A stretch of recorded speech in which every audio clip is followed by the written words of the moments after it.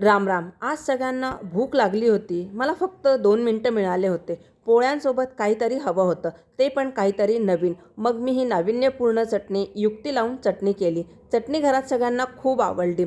आज आपण तीच रेसिपी पाहणार आहोत. चला पटकन चटणीची रेसिपी पाहूया. त्यासाठी इथे मी मिक्सरचं भांडं घेतलेलं आहे.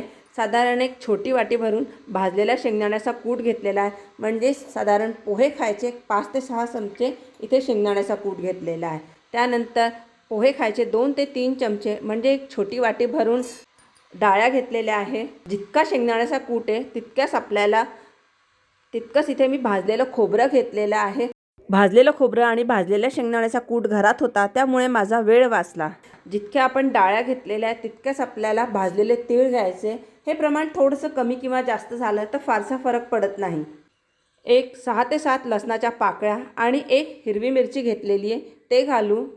पाव चमचा भाजलेल्या जिऱ्याची पूड, अर्धा चमचा धणेपूड, पाव चमचा गरम मसाला, थोडंसं लाल तिखट, थोडीशी हळद,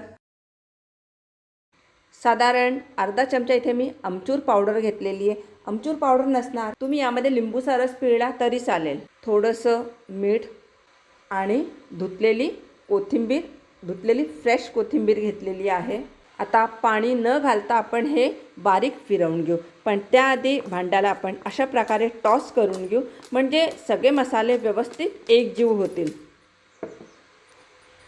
तर इथे चटणी फिरवून झालेली आहे. रंग पण सुरेख आलेला आहे. तर तुम्ही ह्या नवीन पद्धतीची चटणी नक्की ट्राय करून बघा.